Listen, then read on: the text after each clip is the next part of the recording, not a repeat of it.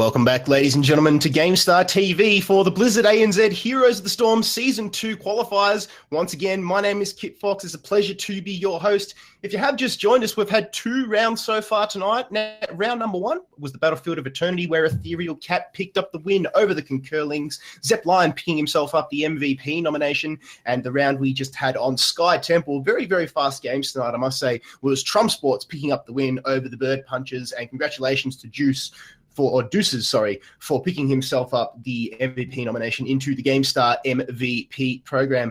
It is a 5-week tournament, the last week, as we've said countless times tonight, of a Swiss format bracket, which has been running very, very well. Shout out to all the teams for nailing it down after a few, well, let's just say rocky first couple of seasons when we tried Heroes. So yeah, the top 2 will qualify. And it may even be these 2 teams. We'll get into that very, very shortly. But if you don't, there is plenty on the offer. If you play all 5 weeks, you'll net yourself some skins thanks to Blizzard ANZ. If you do manage to qualify, you will get yourself a minimum of $2,000 with a maximum of 8K should you be crowned victor. And not only will you get all that sweet dosh, you will be flown over to DreamHack to represent the ANZ region, fly the flag high, the combined flag high. I wonder what the design for that would be. Anyway, we need to get an esports ANZ region flag designed for our next regional event. All maps are chosen from the official Blizzard map pool, which you can see at www.gamestar.com. This week's maps are Battlefield of Eternity, Sky Temple. We're going to go over to Tomb of the Spider Queen now. Later on, it will be Dragon Shire and followed by Cursed Hollow. And it is the last chance for you in the audience tonight to get your hands on this Deluxe Machines of War bundle in the Gleam giveaway. So follow the links in the Twitch chat if you haven't done so already. We're going to be drawing those at the end of the broadcast tonight after game number 5. But as I said before, the top 2 teams will qualify at the end of this season. It may be Nomia and Morton's list. Right now, we're going to bring you this top of the table clash on Tomb of the Spider Queen. So once again, I'm going to pass you back over to your casters, Skibby and Vem. Well, this is the one you've been waiting for all night long. On Tomb of the Spider Queen, this is a fresh map for both of these teams to face off against each other, and it's going to be on stream for you guys today. Looking like Nomia with the favoritism here. They've already secured their spot. Same for Morton's list. Both of these teams might decide to go a little bit different and try out some new things with less pressure on their side, Vandy.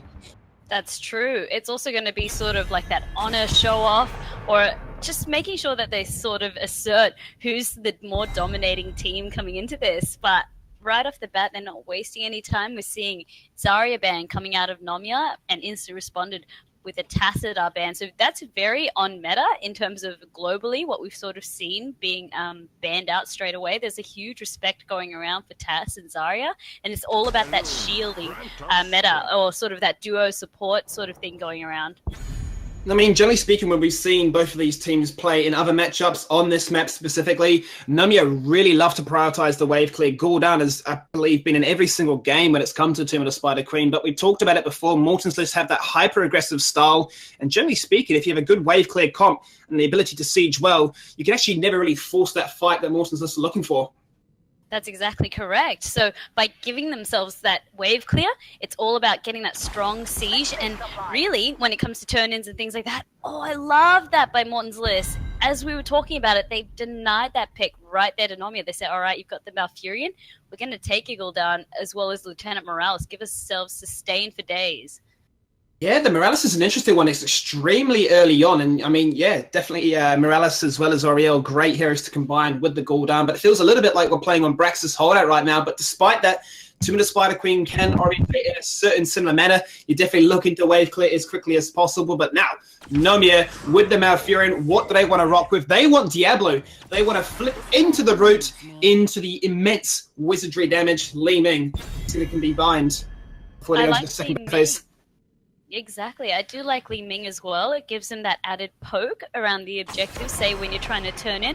If you can successfully deny the gems on one team, you've kind of won half the battle in saying that they'll never... It makes it all that much harder for them to get the objective, and you can snowball off that. Both teams have shown us if they do get any sort of advantage, they are apt to running away with the lead, and they know how to capitalize on these gains. That's, I guess, what sort of separates more amateur teams from the ones who know and have been playing the game for a while to sort of getting in more of that experience level.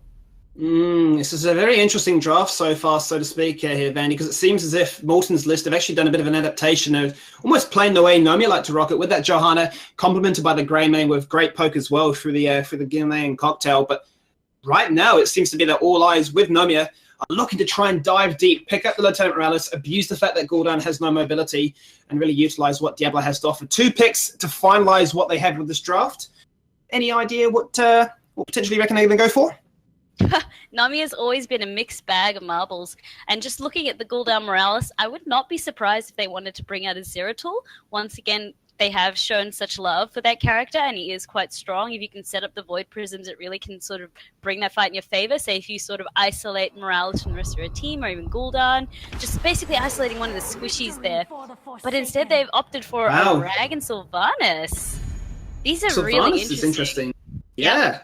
I mean, we've seen in the past they've actually rocked Rag and Li Ming combined with the Malfurion. Malfurion goes with a reduced Innovate cooldown at level 1.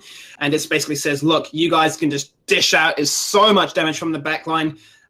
They've actually combined that with the Zeratul as well, because they set it up with a Void Prism and they guarantee that Sulfura Smash connects, or they guarantee that Li Ming is there to follow up. But, I mean, look at that. Nazeebo was the last one left on the board. Superstition absolutely crushes wizard damage. Nazeebo is kind of an anti-mage in himself, exactly right. Same as a Nubarak, but without sort of the engagement. He just sort of sits on the line in Nazeebo, as well as a late-game hero. Tomb of the Spider Queen can generally go on to about mid to late. I mean, both teams have showed us that they are prone to snowballing once again. I'm not sure if we're going to get another less than 10 minutes sort of match here. But really what I'm seeing instantly off Nomia's side in terms of drafting, they've really gone all in for that blow up sort of comp. So it's all going to be on Ragnar, say if he opens up with Sulfura Smash, and then Sylvanas as well with Wailing Arrow, or even if they use Diablo. Like, they just have so many methods of engagement, and whoever they get, they're going to just blow up instantly like that. Whereas what I'm seeing sort of on Morton's list is that they can go for the more extended fight. They've got more poke at their disposal. As I said, Nazeebo, if they can get him to the late game, he becomes a huge terror.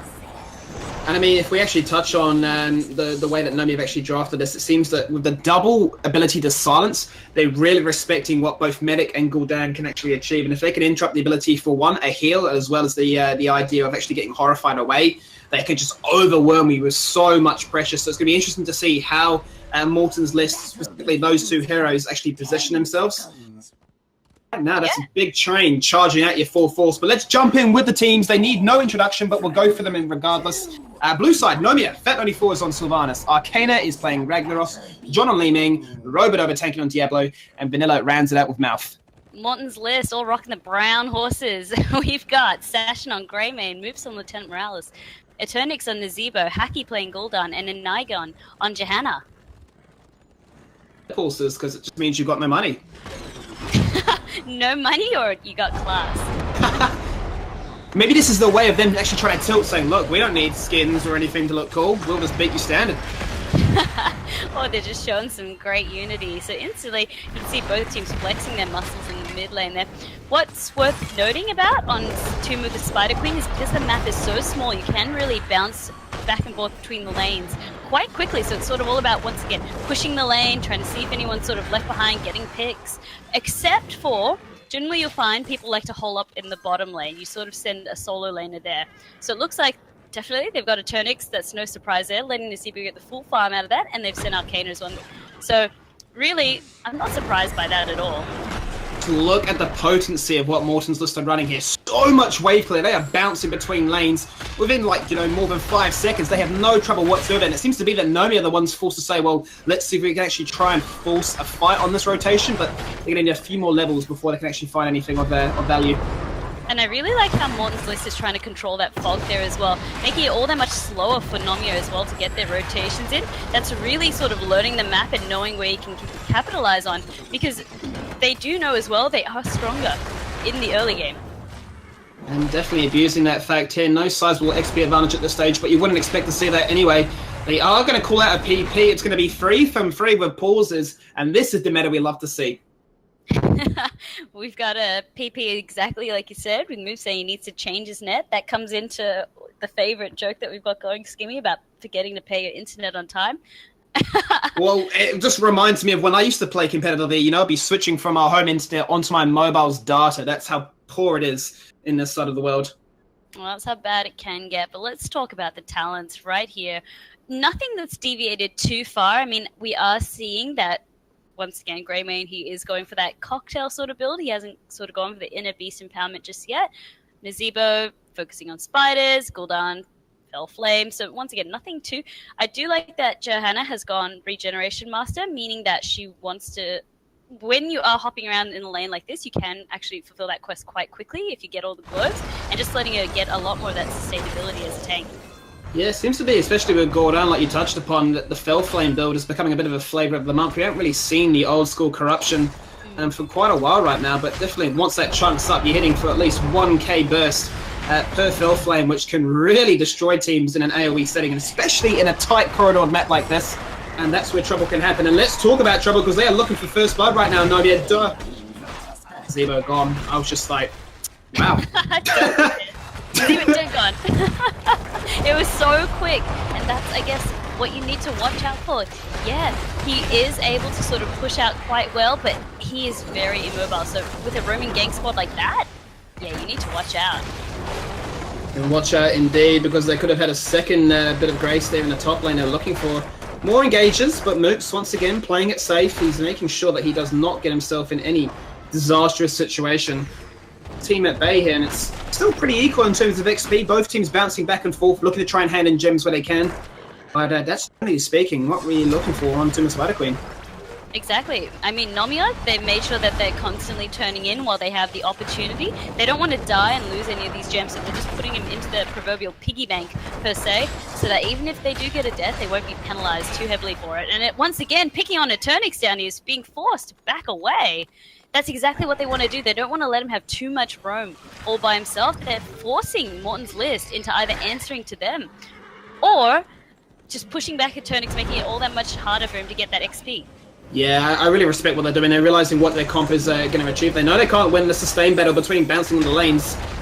Try and find a pick and abuse the fact that there's nobody there to soak, interrupt there, the wave clear potential, and keep toe-to-toe, because I mean that's what's happening right now in this game. They're both 6-on-6. There's no difference in terms of the XP. They're both keeping up in terms of the soak, and they're both finding the opportunities to get those camps. It seems as if that Morton's listed the first one to pick up the Knights.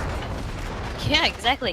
What you sort of see on this map is that, I guess, the Merc camps are valued a lot less than the turn-in from the Web Weavers. So if you can sort of go for them, go for it. Oh, once again, Eternix just not having a good day. He's getting spawn camped, essentially. And really, he's asking his team now. He's like, I know I'm supposed to be the solo laner, guys, but this is getting a bit ridiculous now with the ganks that are coming out. That's your typical not like this moment right there. You're thinking, hey, I have no mobility, but I just want to sit in the bot lane, chuck out some spiders and toads, be a zoo pet master.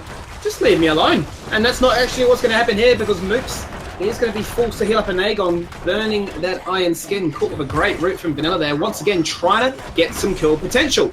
They find themselves the first set of Web Weavers, bode quite nicely for them, because they might be able to get another engage.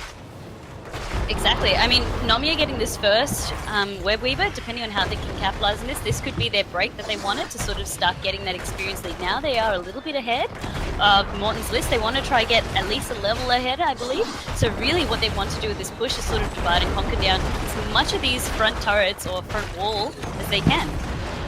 Yeah, the persistency and the discipline just to keep up that three-man soak. But there is a skirmish breaking out in the top lane. Session having other ideas, realizing that John was getting the better of him in that case. Three members, for the meantime, are sitting pretty in mid, trying to push down with the Sylvanas passive. Sylvanas deciding to actually opt out and help with Arcana, who is going to, once again, try and bully out this Nazebo, whilst the rest of the team do decide to split top. Look at how much sustain Arcana has with Ragnaros as well. And everything that Eternix is throwing at him, he's just sort of healing right back.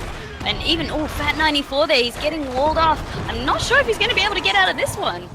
Oh, he's got a Nagon on his tail as well. He's going to get, punished for free. I don't think he actually had Haunting Wave available when he was caught on that Nazebo wall, but he was trying to burn down the fort for death.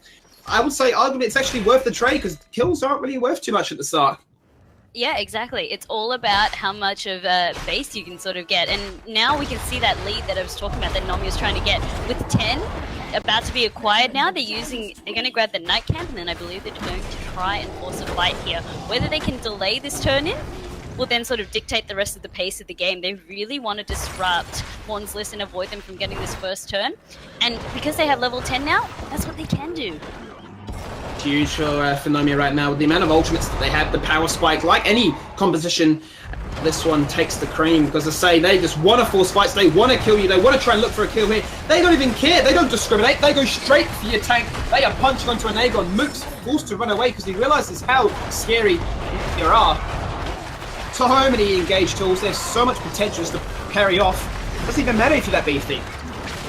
Exactly. I mean, not even tanks are safe here right now is what they're trying to say. Nothing's off limit. And I'm really liking Sylvanas now. This is why they picked her as well. When you can get an objective, such as the Web Weavers or even a strong push going, even just something like the Merc Camp, and you get Sylvanas to disable the structure, look at how much value you can get out of them.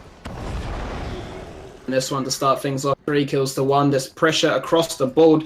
11-9, and that power spike will eventually be hit by Morton's list. That will have their own retaliation to go with. I'm really curious how this team fight's going to come down because the persistence to make sure that they can actually land the Horrify and break up this sort of wombo that Nomia have is going to be absolutely crucial. But here we go. Arcana's going to get caught in the bot lane, trying to min-max as much as he can for the golems. Gets ganked upon by 4. Pay the price. That was a great response there by Morton's list. They are sort of keeping tabs. Both teams are keeping tabs quite well in terms of who's where. And they guess that Arcana, alright, he must be trying to take another camp. We can force this now. And I believe that's going to secure the first Web Weaver turn for Morton's list. It is indeed, but Nomia is still with the potential to actually push off that 94, leaving that full within 1 auto attack range. Actually learned his lesson from last time. Does not want to get taken out by the entourage from Morton's list there. Not overstaying his welcome. Exactly. He's learned his lessons. Fool me once. Shame on you guys. You guys know the rest. He's not falling for it. He's learned his lessons. That's what a good player does, right? You know, replay analysis on the fly. Yeah, I mean, it's something that you can get with experience, but that's exactly it. You just need to be able to adapt. And I do like this aggressive push here now coming out by Morton's list. They've decided to send all 5 top.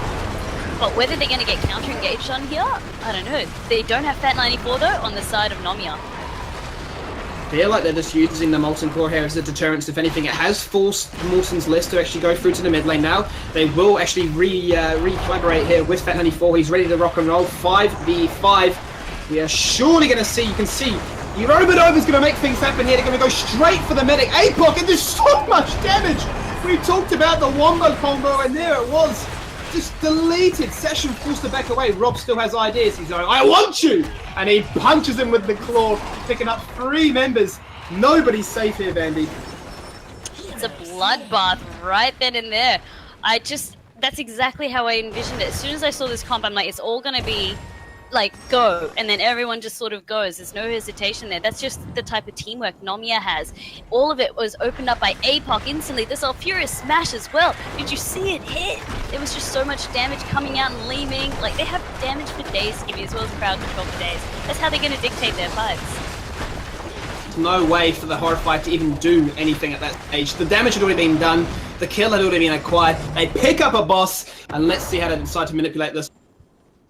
The more I see Sylvanas, the more I see her being quite a nice counter to that Gul'dan. Exactly like you said, a dead Gul'dan can't horrify, nor can a silenced Gul'dan. So what do? You open up with both, and you take him down, and exactly, there's nothing that the Morales can even do to that. So very smart drafting by Nomia.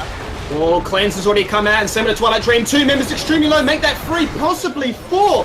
They are getting resets across the board. Let's get the clean 5-man ace. They do it alone. I thought he had just managed to get away, but Nomia just absolutely destroyed them. They get the hand in, they've got the boss, they get the kills, and they are just asserting their dominance on this map. Look at the momentum that they've got there. Exactly, they've painted the map blue. Fat 94 doing such shenanigans as well, such aggressive positioning. His team hadn't even finished the first couple of turrets, and he was already working his way on. They keep wasting no time getting maximum shots in.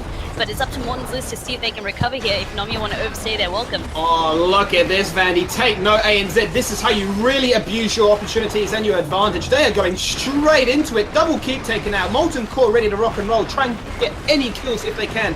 Soul Fury Smash is there. Everything is up apart from the Twilight Dream. for Nomia. Sophia Smash does come on through there, trying to find that kill. That only falls so low. Apok there is good.